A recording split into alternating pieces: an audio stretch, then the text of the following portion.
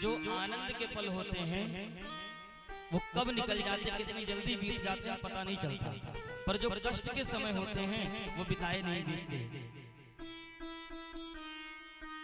नंद बाबा को जब याद आई तो ब्रजवासी ने कहा, बाबा तू यहाँ की चिंता छोड़ और तू अपनो काम निपटा, ये हम सबन को ही घर है, हम सब मिलकर के तेरे घर को अच्छे से देख लेंगे, तो अपनो काम निपटा। यूं कह के नंद बाबा आज कर देने के लिए मथुरा के लिए चल पड़े। गोपान गोकुल रक्षायाम निरूपण मथुरा गता। गोकुल की रक्षा हेतु नंद बाबा आज मथुरा के लिए प्रस्थान कर गए।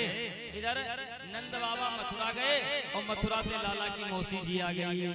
अच्छा कन्हैया की मौसी कौन है, किसको पता, जरा हाथ उठाओ। लाला की मौसी कौन है? श्रीमती पूतना देवी।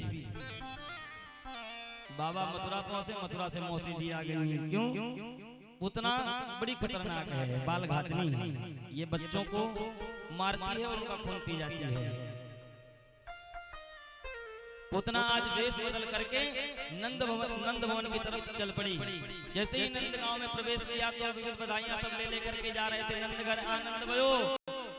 पूतना समझ गई कि काऊ के घर पूत भयो है और मेरो नाम है पूतना, चल करके देखना चाहिए किसके यहाँ लाला हुआ है। अपनी गोपियों के झुंड में बढ़िया सुंदर छैल छबीली परम सुंदरी बन करके नंद भवन में प्रवेश कर गई। सब बधाई यशोदा मैया को दे रही, ये भी पहुंच गई। अरे यशोदा बहन बधाई हो। यशोदा मैया देख रही है, अरे तूने पहचाना कि नहीं पहचाना? यशोदा मैया टुकुर टुकुर देख रही है, भैया से पहले हमने कबूया को देखो ना है। अरे मैं तेरी बहन, अब तो काहे पहचानेगी, या 60 साल में जो तेरे बुढ़ापा में छोरा जाए हुए या क्या वजह से तुम मुझको ही भूल गई।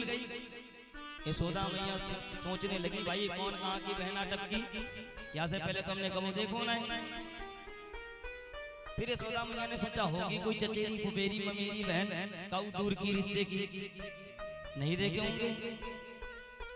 नहीं नहीं बहन ऐसी बात नहीं है, तुम सबन को ही लाला है, आओ तुम सब मिल करके आशीर्वाद दो, ऐसी कोई बात ना है।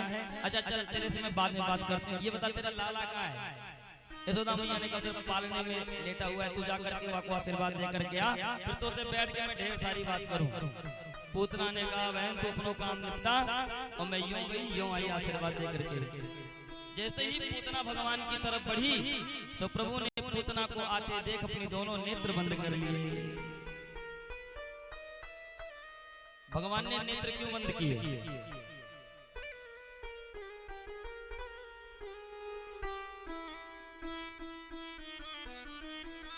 किसी संत ने कहा भगवान ने नेत्र इसलिए बंद किए, भगवान ने सोचा कि देखो हम आए हैं दुष्टों का संहार करने के लिए और सबसे पहले हमको लग रहा है श्री गणेश मौसी जी से ही करना पड़ेगा। तो आंखें बंद करके भगवान मंगलाचरण करने लगे। अथवा देखिए भगवान ने नेत्र क्यों बंद किए हैं, अगर इस पे हम चर्चा करेंगे तो आज की कथा इसमें विश्राम हो जाएगी, आगे नहीं बढ़ पाएंगे, इसलिए कुछ संतों का भाव हम समझते हैं। एक संत ने कहा भाई ऐसी बात नहीं है, देखिए भगवान सोच रहे हैं हम आए माखन मिश्री खाने के लिए गोकुल में और मौसी जी जहर पिलाने आ गई, तो जहर पीवे को मोह तो नेव का अभ्यास ना है, या जहर पीवे को तो भोले बाबा को बहुत बढ़िया अभ्यास है। मनो भगवान नेत्र बंद करके भगवान भोलेनाथ का ध्यान करते हैं, बाबा आप आइए और इस विष का पान करिए। अथवा भगवान के दोनों नेत्र में सूर्य और चंद्र हैं, दोनों नेत्र में चंद्रमा और सूर्य हैं। अच्छा भगवान के हाथों जो मरता है वो किसी न किसी दिव्य लोक में जाता है। सूर्य और चंद्रमा ने अपने अपने फाटक बंद कर लिए, भाई इस पापनी को तुम अपने यहाँ नहीं आने देंगे, बाकी आपको जहां भेजना है वहां भेजो। अथवा एक संत ने कहा कि भगवान बड़े कृपालु हैं, वो सब जानते हैं, वो संकेत भी देना चाहते हैं यदि जो दृष्टि का पात्र हो, जो देखने वाला हो उसी को देखना चाहिए, अन्यत्र यदि किसी पापी दुष्ट व्यक्ति को देखोगे तो उस दृष्टि दोष लगेगा आपको, उसका पाप आप पे चढ़ जाएगा। इसलिए ऐसे किसी व्यक्ति का दर्शन करना दोष दृष्टि माना जाता है, इसलिए भगवान ने नहीं देखा। अथवा देखो भगवान है मर्यादित, भगवान ऐसे ही सब पे अपनी दृष्टि नहीं डालते, जो दृष्टि का पात्र होता है उसी पर अपनी दृष्टि डालते हैं। जब यही श्याम जी राम जी बन करके आए तो एक श्रीमती जी और आई थी भगवान के पास। राम जी बैठे थे जानकी जी के साथ और जो श्री देवी जी आई थी उनका क्या नाम था? उनका नाम था श्रीमती सूर्पनखा देवी। अच्छा देखिए, प्रायः माताएं अपने पति के नाम से जानी जाती हैं या अपने पिता के नाम से जानी जाती हैं, फलाने की बिटिया या फलाने की पत्नी। पर ये जो सूर्पनखा है ये अपने पति के नाम से इसको संबोधन ही नहीं किया गया। इसके पति का नाम था विद्वज्जीव। विद्वज्जीव नाम का एक दैत्य था, उसके साथ का विवाह हुआ था, परंतु इसको इसके पति के नाम से संबोधित नहीं किया गया। इसको बाबा ने रामचरितमानस में लिखा है सूर्पनखा रावण की बहिनी। सूर्पनखा रावण की बहन है। भगवान को देखा तो परम सुंदरी छेल छबीली बन करके प्रभु के पास पहुंच गई और प्रभु से कहने लगी, रुचिर रूप धरि प्रभु बहि आई, रुचिर रूप धरि प्रभु बहि आई, रुचिर रूप धरि प्रभु बहि आई, रुचिर रूप धरि प्रभु बहि आई, रुचिर रूप धरि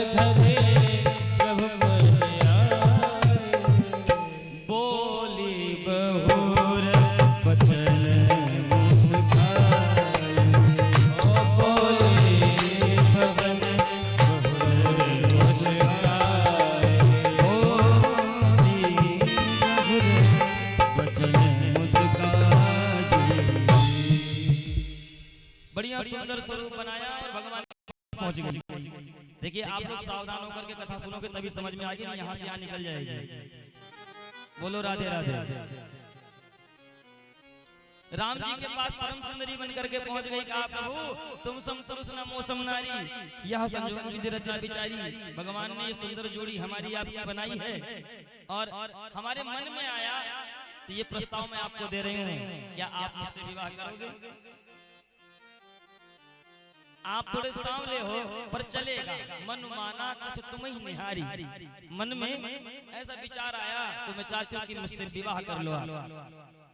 बात राम जी से कर रही है पर राम जी सूर्पनखा को देख नहीं रहे हैं। राम जी ने एक बार भी सूर्पनखा को नहीं देखा। सूर्पनखा ने कहा देखो हमारी आपकी जोड़ी कितनी बढ़िया है, हमसे भी परम सुंदरी कोई नहीं है और आपसे बढ़िया भी आपसे भी सुंदर कोई नहीं है। हमसे तो सुंदर आप नहीं हो, हमसे कम ही सुंदर हो पर चलेगा। प्रभु ने एक बार भी अपनी दृष्टि नहीं घुमाई। जानकी जी को देख करके प्रभु आज कहते हैं सीतहि चकित कही प्रभु बाता, ओ सीतहि चकित कही प्रभु बाता, सीतहि चकित प्रभु बाता, सीतहि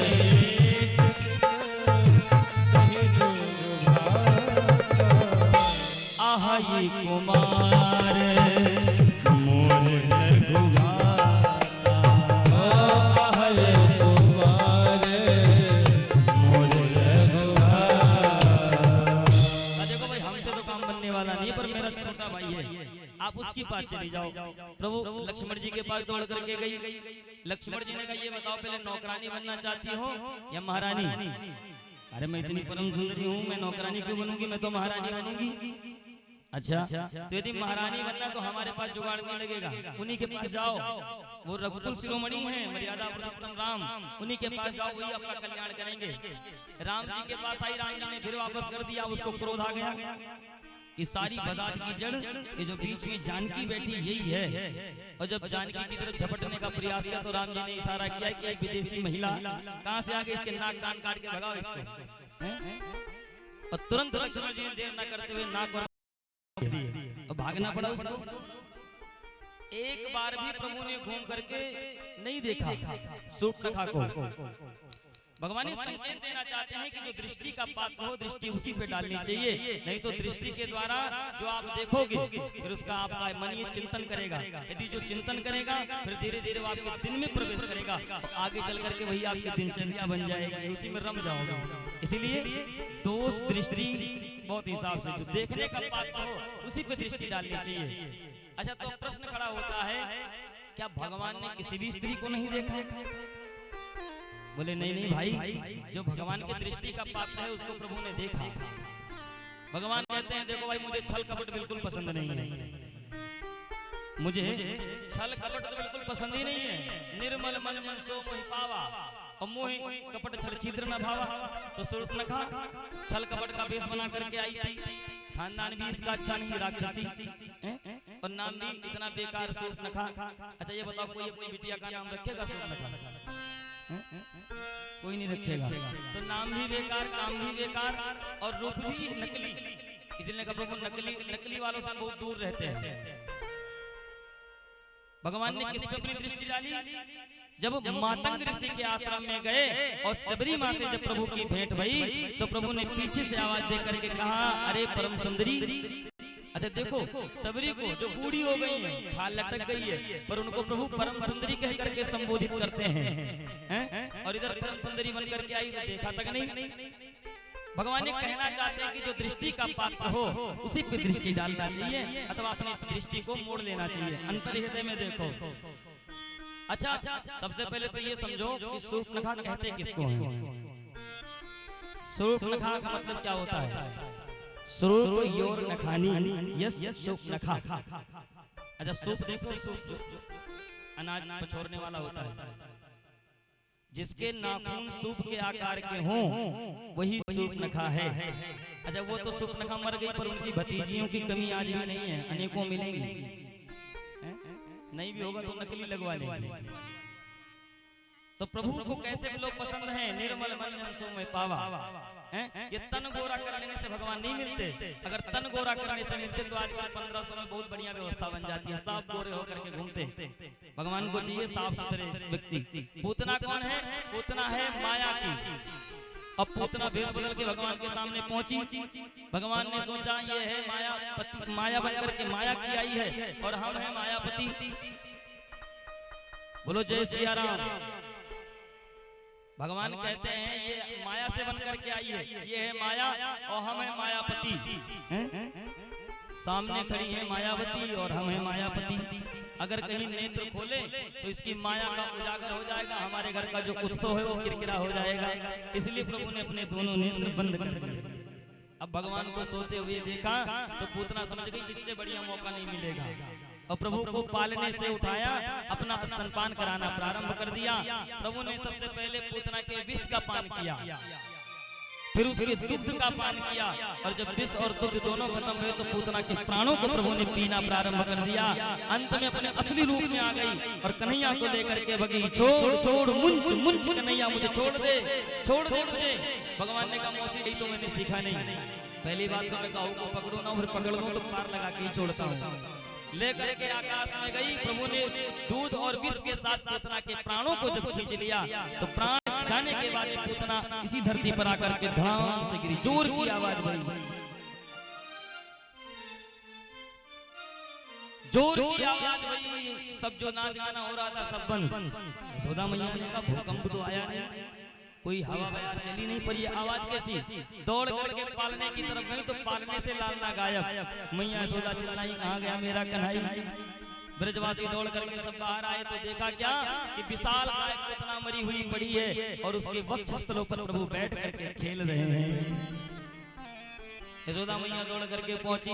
ब्रजवासी सब चीनी मसेनी लेकर के आए और चढ़ करके कन्हैया को उतार करके जब मैया यशोदा को दिया और मैया यशोदा ने जब लाला को अपना स्तनपान कराना प्रारंभ किया, प्रभु ने जब मुस्कुरा करके माँ का दुग्ध पान किया तो यशोदा मैया प्रसन्न हो गई, भाई लाला तो एकदम ठीक ठाक है।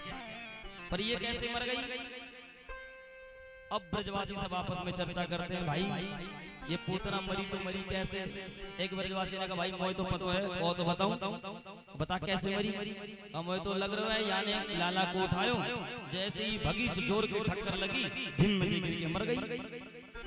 एक ने कहा दारी के अगर ठक्कर लगने से गिरती तो मौके पर गिरती, ये तो सीधी सीधी पड़ी है।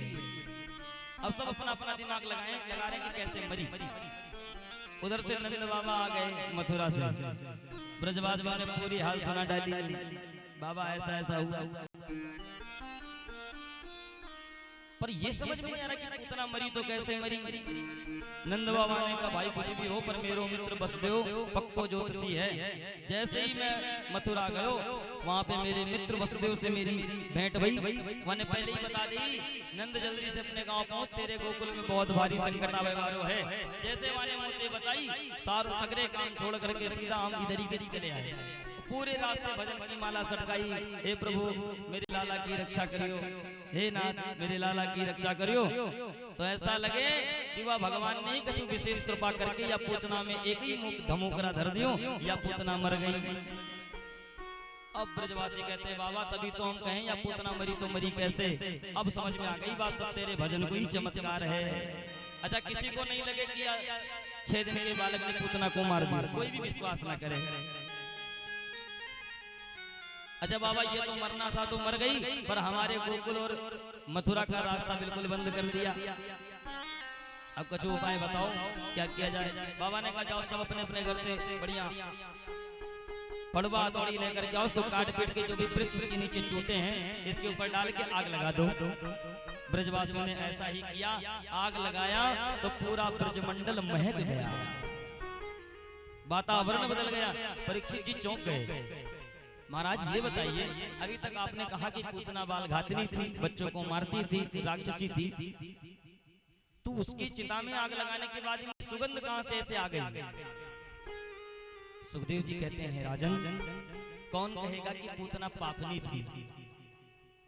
जिन प्रभु का नाम लेने से जीव का कल्याण हो जाता है, प्रभु के धाम पहुंच जाता है, ऐसे परम पिता परमात्मा को पूतना ने अपने हृदय से लगा करके अपने प्राणों को त्यागा है। तो बता भला उसकी दुर्गति कैसे हो सकती है। जिन भगवान का नाम लेने से जीव भवसागर के पार हो जाता है, उन परमात्मा को पूतना ने अपने हृदय में लगा करके प्राण को त्यागा है, भला उसकी दुर्गति कैसे होगी। देखो भगवान को जब कृपा करनी होती है तो आप कितने भी बड़े पापी हो, दुष्ट हो, कुछ भी हो, पर वो कोई ना कोई बहाना ढूंढ लेंगे। उनको वैसे ही भक्त वत्सल थोड़ी ना कहा गया है। भगवान बड़े भक्त वत्सल हैं, अपने भक्त के लिए वो कुछ भी कर सकते हैं। न जाने कौन से गुण पर दयानिधि रीझ जाते हैं। कौन सा गुण, इसलिए देखिए जिस प्रकार एक पत्नी अपने पति के लिए श्रृंगार करती है ना, किसके लिए करती है, अपने पति के लिए। उसी प्रकार से प्रत्येक जीव को चाहिए कि हम एक कोई ना कोई ऐसा उपाय करते रहें जो हमारे परम प्रिय प्रीतम को पसंद आ जाए, अब वो हम पे रीझ जाएं, क्योंकि हम सब उन प्रभु की ही, उन परमात्मा की ही अंश हैं। इसलिए हमें सदैव प्रयास करते रहना चाहिए कि कोई ना कोई ऐसी गति हमारे हाथों से बन जाए जो उस परमात्मा को पसंद आ जाए। और जब भगवान को पसंद आ जाएगी तो प्रबल प्रेम के पाले पड़कर प्रभु का नियम बदलते देखा।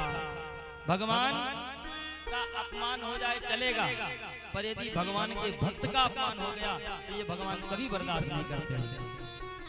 भगवान का जिनको भरोसा होता है फिर उनका कोई कुछ बाल बांका नहीं कर पाता।